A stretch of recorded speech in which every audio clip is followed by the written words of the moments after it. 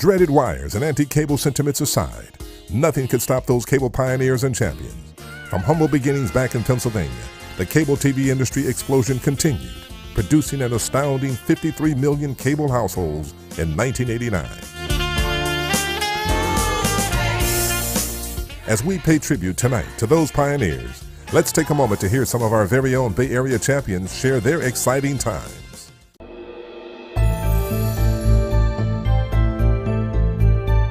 At the time, the channels were coming online repeatedly, and in retrospect, because I worked in operations, I was much more concerned with the technicality of getting the channels launched and getting them out to all of the homes in Marin County, and wasn't so concerned at that point about the content, didn't really understand that it was such an exciting time that channels like MTV were being launched, CNN, Lifetime. So in retrospect, you know, it was really a pretty significant time to work in cable.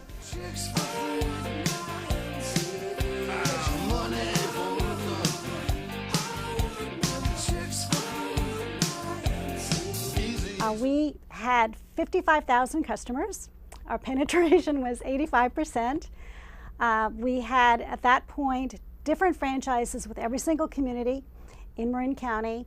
And so we came up with the idea to consolidate the franchises and negotiate one franchise with all the communities from little old Ross to Belvedere to Tiburon to the Marin County. And so that took about 3 years to get all those communities to agree to sign off on the same cable television franchise, but that they did. Well, I had a lot of experience in my Viacom days with the whole launch of pay-per-view and on-demand.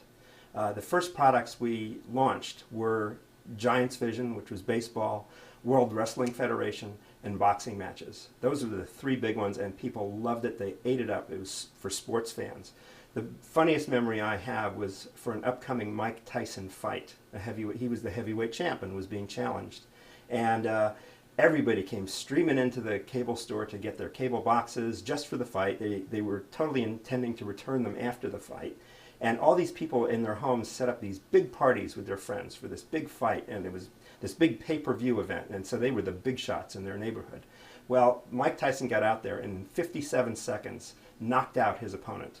And that was it. That was the fight. And people came back the next day outraged that they had paid $49.95 for 57 seconds of sports. But that's what it was, and that was what it was like in the beginning days of cable. While cable technology was experiencing its transformation, some Bay Area cable pioneers were working to transform the industry's employees.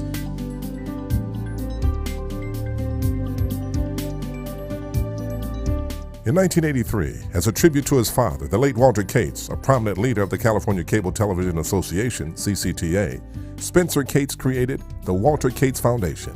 The foundation's purpose, in order for the cable industry to thrive, it needed to cultivate management teams reflecting an increasingly diverse U.S. population. Today, the foundation stands as one of the media industry's longest-running voluntary organizations devoted to fostering workforce diversity.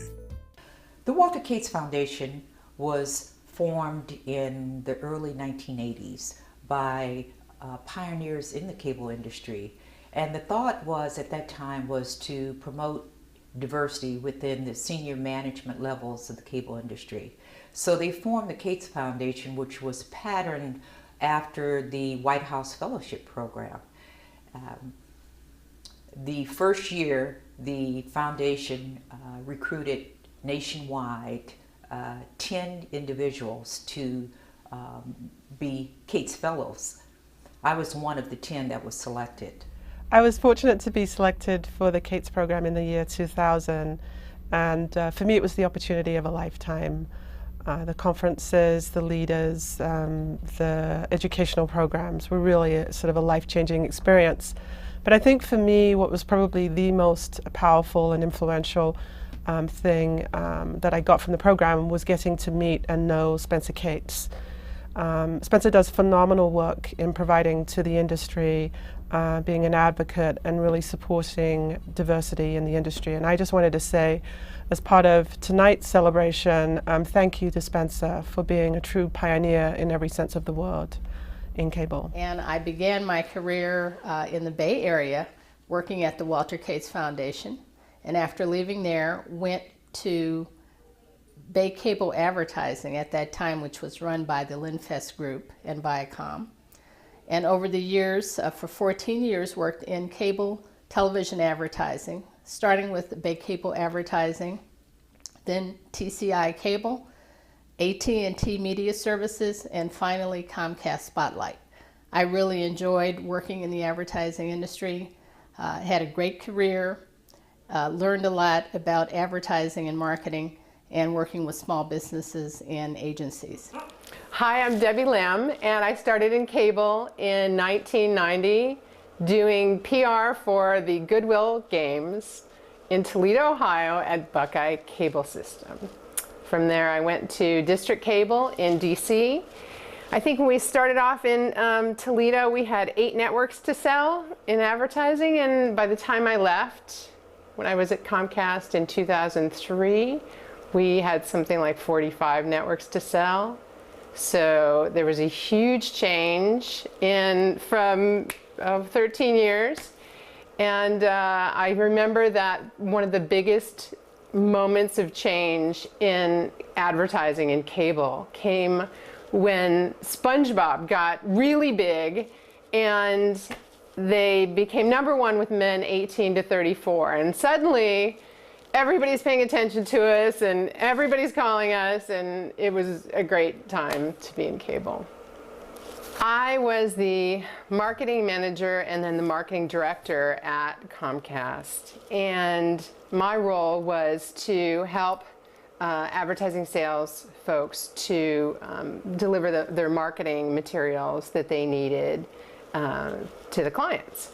So we oversaw promotions and research and the website and the Christmas party and the holiday cards and the premiums and all of that fun stuff. And so what we did in the marketing department there was we would create solutions for clients that needed extra help. When I moved to California from DC and transferred from within the company, I was amazed to find out how many zones the Bay Area had. It was huge. And somewhere along the way, we went from zones we could advertising in to little subzones and really had this great competitive advantage and almost a secret that the broadcasters and the radio stations didn't know. And that was probably our biggest advantage, was they didn't know how great we were doing. As we honor and salute the cable pioneers and champions here in the Bay Area, we pay special acknowledgement to WIC's 30th anniversary. The cable industry and technology may grow in leaps and bounds, but WIC's core mission still holds true: to develop women leaders.